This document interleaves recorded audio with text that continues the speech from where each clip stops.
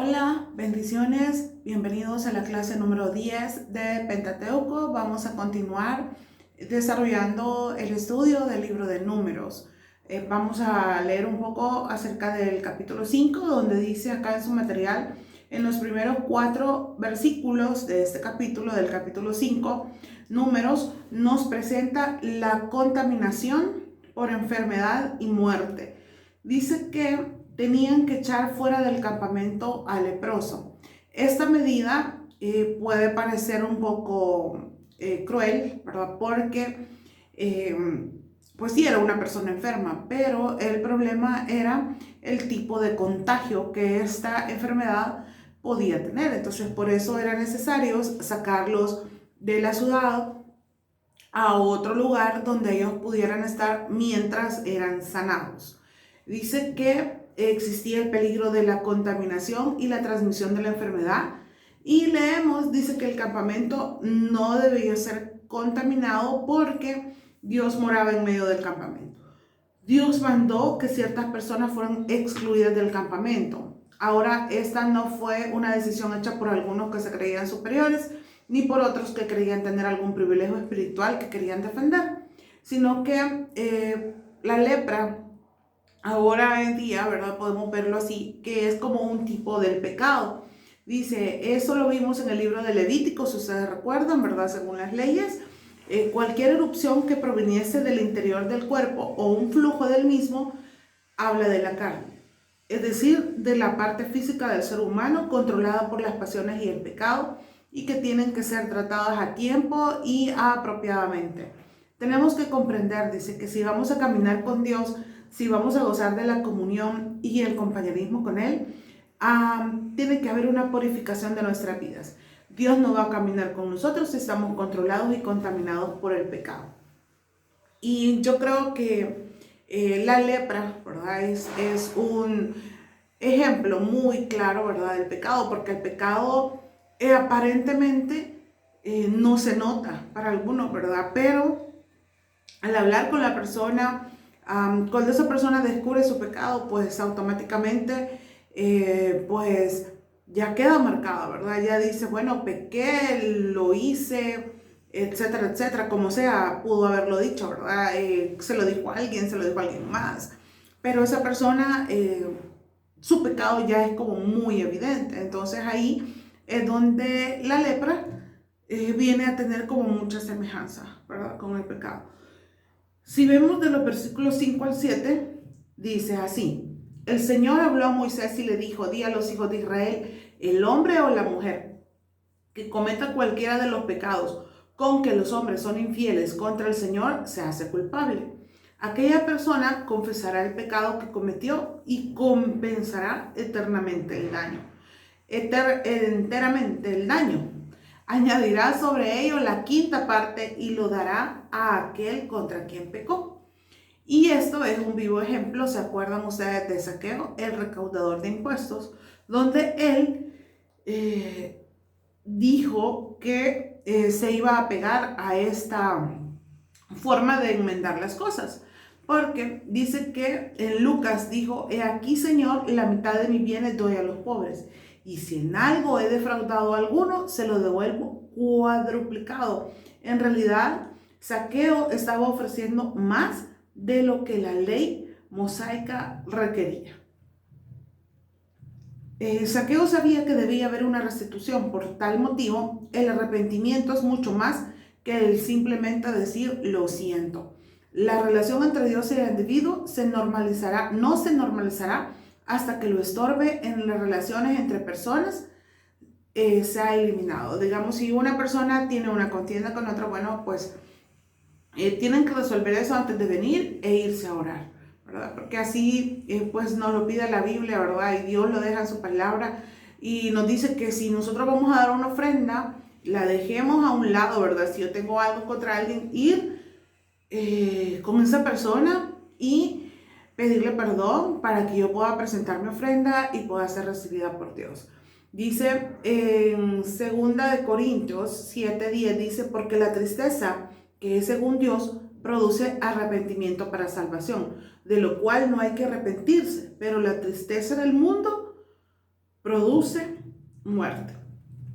En los versículos del 11 al 15 hay un tema, digamos, sumamente interesante, ¿verdad? Pero quizás que no a todos nos hace como tiene que ver conmigo, ¿verdad? Porque no todas las personas pueden actuar de esa forma. Dice acá, se habla sobre la ofrenda de celos.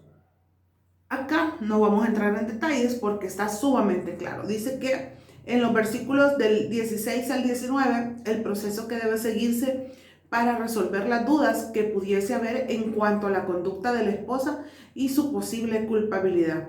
Ahora, ¿por qué no se menciona aquí al hombre? En este caso, no se trata de una sospecha en cuanto al hombre, sino en cuanto a la esposa. Y hay que aclarar que la Biblia no es que enseñe una doble moral que permita más libertad al hombre que a la mujer. En este caso, es el esposo quien estaba sospechando de la esposa. ¿Y podría ser culpable un esposo? Claro que sí. Dice, se menciona en el libro de Levítico y lo veremos de nuevo en el libro de Deuteronomio, que si un hombre y una mujer eran así sorprendidos literalmente, ¿verdad? En el adulterio, los dos debían de ser lapidados. No hay pues ningún criterio moral en la Biblia que permita más libertad al hombre que a la mujer. Y se menciona esto porque aquí el caso es el de la mujer, ¿verdad? Que se le comprueba infidelidad. Entonces, debía, ¿verdad?, el hombre perdonar si a la mujer, si él quería, y llevar una ofrenda. Entonces le llamaba acá la ofrenda de los celos. El capítulo 6 nos habla del voto de los nazareos y la bendición trina. En primer lugar, no se debe confundir la palabra nazareno, que significa que es procedente de Nazaret, con la palabra nazareo, que significa alguien que ha hecho un voto especial. Eso significa nazareo. Y yo creo que el primero que se nos viene a la mente probablemente sea Sansón, ¿verdad? Cuando él había hecho un voto de esa forma. Dice, cualquier israelita que quisiera ser nazareo podía hacer el voto. Pero esto no es algo que Dios había pedido que hicieran, sino que era algo totalmente voluntario. Dice, cuando una persona hacía este voto, tenía 3 cosas que estaban prohibidas. No tenía que beber vino ni sidra, ni ninguna cosa que la vid produjera. Eso lo vemos en número 6 del 1 al 3. Dice que la norma cristiana no plantea la cuestión de que el beber vino sea bueno o sea malo. La pregunta importante en este asunto se refiere a la motivación de beberlo o de no hacerlo, teniendo en cuenta que nuestro deseo es agradar a Cristo en todo lo que hacemos. El vino en las Escrituras, dice, es un símbolo del gozo terrenal, sirve para alegrar el corazón. En las bodas de Caná vimos que cuando se terminó el vino, Cristo transformó el agua en vino. Y al probarlo, le dijeron que su vino era mejor que el que se había ofrecido al principio. ¿Se recuerdan ustedes de esa historia? Dice, la verdad sobresaliente en este pasaje del libro de Números es que el nazareo debía encontrar su alegría en el Señor. Por eso le era prohibido, ¿verdad?, acercarse al vino. Sabemos que en nuestra sociedad el alcoholismo es parte de lo que causa graves problemas, de verdad. Eso es algo bastante intenso, ¿verdad? Es decir, con muchas cosas, altos, bajos. Y alguien, ¿verdad?, que está sometido a ese vicio, a esa adicción, de verdad que necesita mucha ayuda. Y normalmente, pues, el impacto que eso recibe no solo es físico, sino que también es espiritual, emocional. Además de eso, dice que es negativo, destructivo, y porque no solo lo afecta a él, sino que afecta a su familia, a las personas que lo rodean, en muchos casos sus trabajos, muchas de las cosas. Dice que sería bueno recordar aquí el consejo de Pablo en su carta a los Efesios, en el 5:18, donde dice, no os embriaguéis con vino, con el cual hay desenfreno, antes bien, sed llenos del Espíritu. Porque yo creo que cuando nosotros evaluamos justamente este versículo donde dice que nosotros tenemos que pedir ser llenos del Espíritu de Dios, ¿verdad?, antes que de cualquier otra cosa. Dice, el vino es simplemente uno de los factores que conducen a cometer excesos, que separan al humano, ¿verdad? Al ser humano de Dios. ¿Por qué? Porque es pecado y no solamente lo va a separar de Dios, sino de las personas que él ama probablemente, ¿verdad? Entonces es algo de verdad que hay muchas personas que luchan con eso día con día, muchas personas que siguen en esa lucha. Hay otros que tienen 30, 40 años de que ya no han bebido, pero ellos tienen en mente que un día lo fueron y que no pueden acercarse a ese tipo de cosas, porque de verdad una adicción siempre va a llegar a destruir emocionalmente, físicamente, ¿verdad? Y a las familias también. Dice, la segunda prohibición para los nazareos era la de no cortarse el cabello. En todo tiempo del voto de su nazareato no pasará navaja por su cabeza hasta que se cumplan los días de su consagración al Señor. Será santo, consagrado al Señor, y se dejará crecer el cabello. Dice que debía mantener su cabello creciendo en su estado natural. El tercero y el último era que no podía tocar un cuerpo muerto, ¿verdad?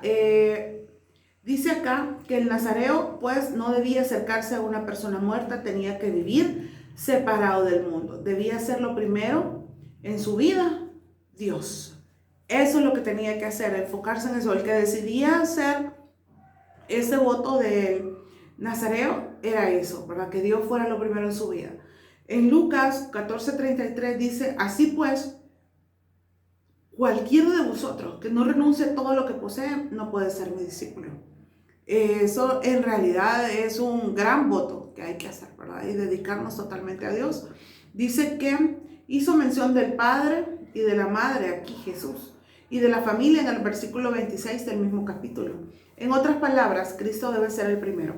Él merece tener la más alta prioridad en nuestras vidas, y de eso se trata. No es que vamos a irnos y a aislarnos y, no sé, dejar todo. Simple y sencillamente tenemos que establecer bien nuestras prioridades.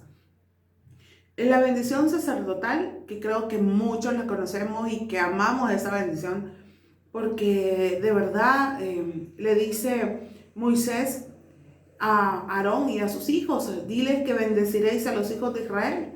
Les diré, el Señor te bendiga y te guarde, el Señor haga resplandecer su rostro sobre ti y tenga de ti misericordia. Él alce sobre ti tu rostro y ponga en ti paz. Así invocarán mi nombre sobre los hijos de Israel y yo les bendeciré. Normalmente a alguien que cumple años pues es parte a veces de darle estas palabras, que es una bendición sumamente buena, bonita, porque dice el Señor te bendiga y te guarde. O sea, unos deseos de verdad muy importantes, ¿verdad? Para hacia otra persona. Dice aquí en el Antiguo Testamento, aunque en forma indirecta, encontramos a la Trinidad en acción. Dios el Padre es la fuente de toda bendición. Dice, el Señor Jesús es quien hace resplandecer su rostro sobre nosotros. Y el Espíritu Santo alza su rostro sobre nosotros y pone en nosotros la paz. Y esta es la única manera en que podemos llegar a Dios y experimentar la paz de Dios. Él es quien hace que todas las cosas sean realidad en nuestros corazones. Cuando vemos esto, cuando dice el Señor, se refiere, ¿verdad? El análisis que se hace aquí a Dios, cuando se habla de resplandecer su rostro a Jesús, y cuando se hace de donde dice y ponga en ti paz, hablamos del Espíritu Santo. Entonces, de verdad, a mí me parece este comentario muy acertado, ¿verdad? Personalmente creo que sí tiene mucho que ver donde se menciona al Dios Trino, ¿verdad? Que nos bendice, que nos bendice. En el capítulo 7 dice, este es el segundo capítulo más largo de la Biblia. Aquí encontramos, dice, 89 versículos que hablan de las ofrendas de los príncipes, hablan de lo que trajeron los príncipes, y así realmente es un capítulo más bien monótono porque contiene muchas repeticiones. Se nos mencionan todos los príncipes y se nos dice exactamente lo que cada uno de ellos trajo como ofrenda. Dice que cada príncipe era uno por cada tribu, entonces cada uno llevaba una ofrenda exactamente igual, y eso es lo que se menciona en el 7. En el 8 se habla aquí de las lámparas del candelero y la pila o lavacro para los levitas, y se describe una purificación que era necesaria para una preparación para la marcha a través del desierto. Eso lo vemos, la purificación de los levitas. Se habla acá que la luz del candelero y el lavacro eran para el beneficio de los levitas. los levitas tenían que venir al lavacro para su purificación. Y aunque ya habían ante el altar de bronce, el cual habla de la cruz de Cristo, y esto nos habla de cómo Dios nos mantiene puros a sus siervos. Los levitas tenían que ser limpiados por los servicios y está estipulado acá. Dice, debían ser rociados con el agua de la purificación, lo cual se hacía en el lavacro o en la pila, ¿verdad? Que le llamamos lavacro.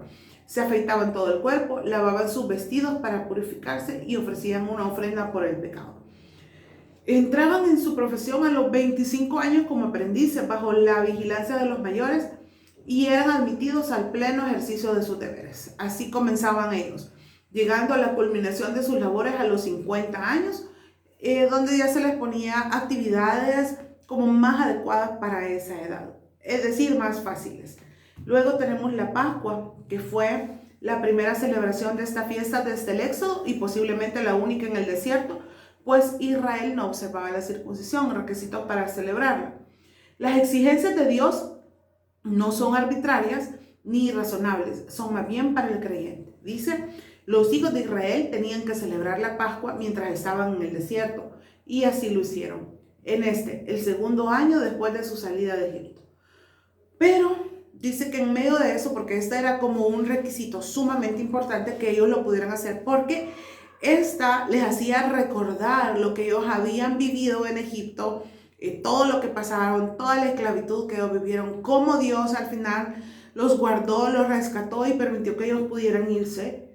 Dice que se dio un caso que habían ciertos hombres que se habían contaminado porque se habían acercado a un cuerpo muerto y por ese motivo no se podía celebrar la Pascua. Vinieron pues y se lo informaron a Moisés y Aarón, diciéndoles qué es lo que tenían que hacer, ¿verdad? Porque alguien ya había roto, ¿verdad?, el protocolo al poder acercarse a un cuerpo muerto. Entonces, Moisés, me gusta mucho esta respuesta, dice, Moisés les respondió, esperad y oiré lo que ordena el Señor acerca de vosotros.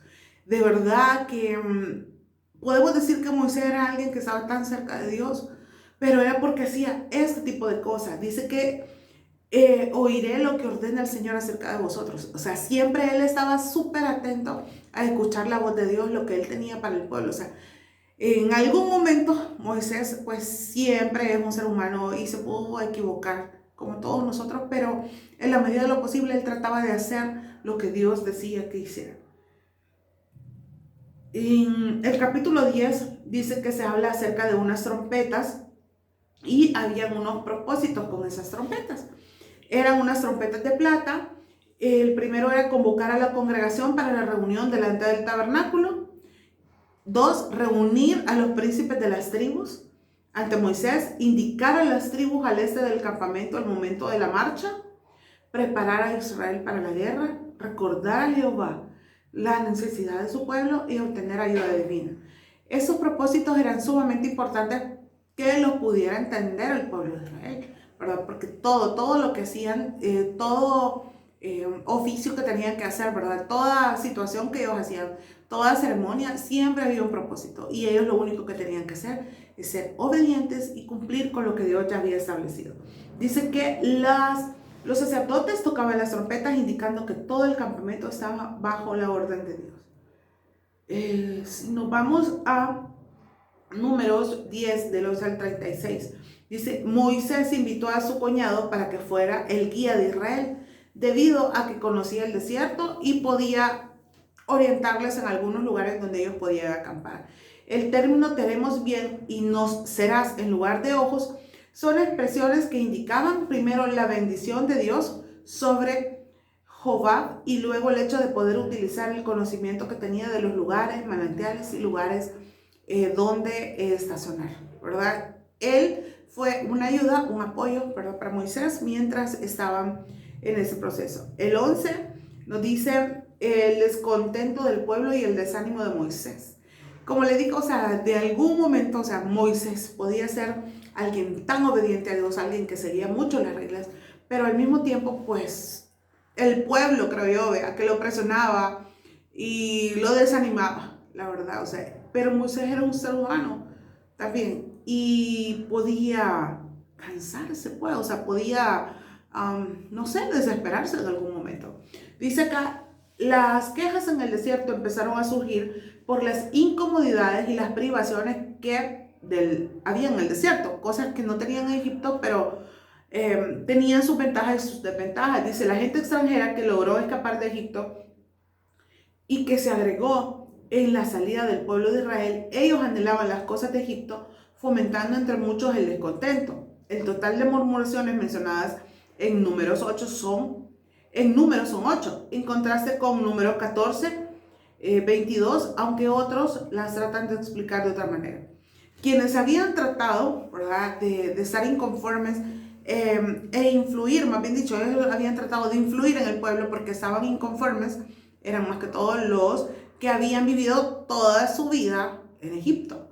Entonces ellos metían todas esas cosas y la gente empezaba a hablar.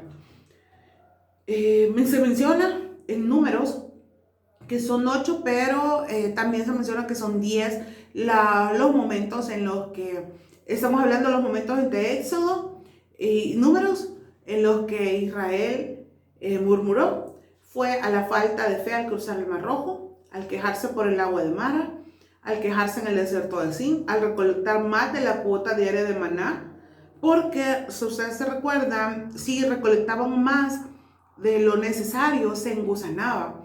Dice, al quejarse por la falta de agua en Refidín, al cometer idolatría con el becerro de oro, al quejarse en Tabera, al seguir quejándose por la falta de comida deliciosa, al no confiar en Dios y entrar en la tierra prometida.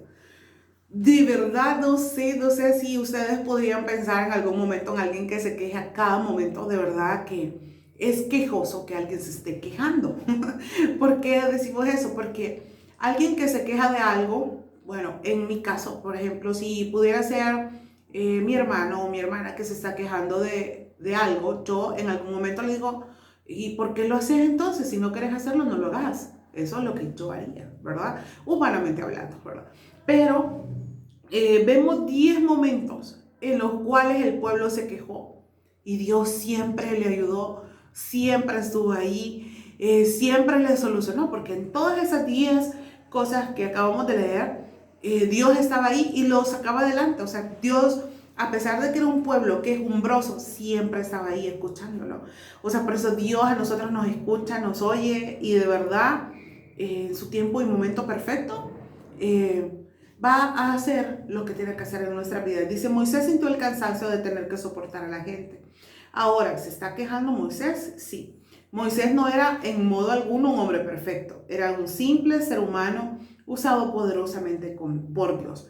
Dijo que prefería morirse a tener que continuar viviendo con esa multitud. Y podemos decir que por un momento creo que estamos de acuerdo con él. Es lo que le mencionaba. O sea, si estamos cerca de gente quejumbrosa, de verdad, eso invade nuestra mente, nuestro corazón y podemos darle cabida a ese pensamiento y quejarnos nosotros también.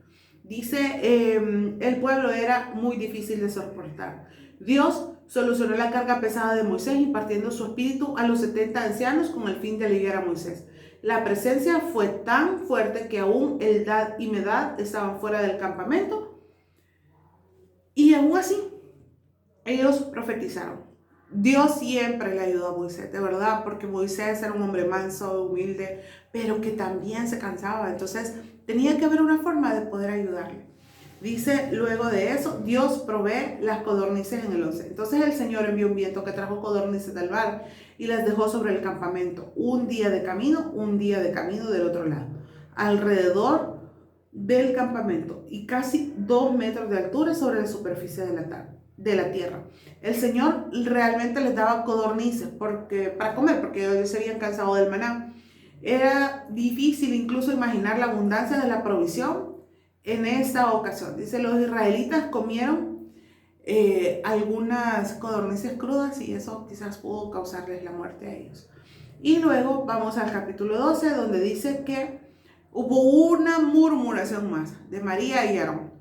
Y quizás, no sé si ustedes en algún momento ya han hecho uso de esto. Yo creo que algunos de nosotros, sin darnos cuenta, estamos murmurando y quizás no contra Dios, sino que contra alguien, contra una situación, contra lo que sea, porque no le encontramos como una razón de ser y queremos una explicación lógica para nosotros.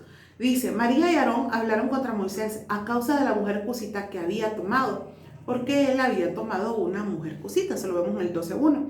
Dice, ¿quién era esta mujer? No se dice nada al respecto de ella. Al parecer, esta es otra mujer que Moisés había tomado como esposa. Y esto provee a María y a Aarón un pretexto para cuestionar la autoridad de Moisés.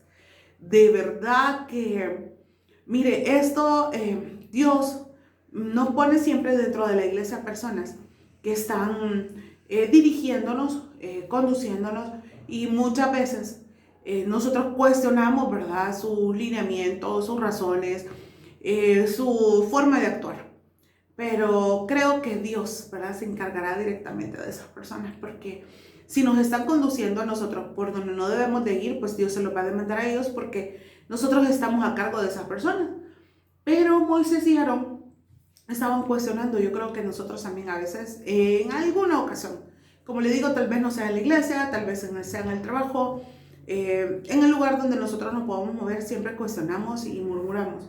Dice, sin embargo, acá, en este caso con Moisés, la Biblia sugiere que Moisés pudo haber tomado esa mujer aun cuando él ya no estaba con Séfora, que era su esposa, y que es muy probable, no está registrado en la Biblia, pero es muy probable que a este punto, cuando Moisés toma a esta mujer cusita, de la cual es la única forma en que se le llama, Séfora ya había muerto, porque no tenemos ningún registro de Séfora.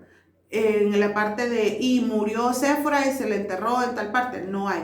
Entonces, dice que los eventos de este capítulo 12 ocurren cuando Moisés ya tenía más de 80 años, por lo que es muy probable que Séfora ya hubiera muerto por ese momento. Como su primera esposa había muerto, Moisés podía casarse nuevamente. La Biblia condena consistentemente tomar múltiples esposas. Incluso Jesús mismo declaró que un hombre y una mujer se unen en matrimonio para convertirse en una sola carne. Cualquier relación matrimonial adicional es pecado.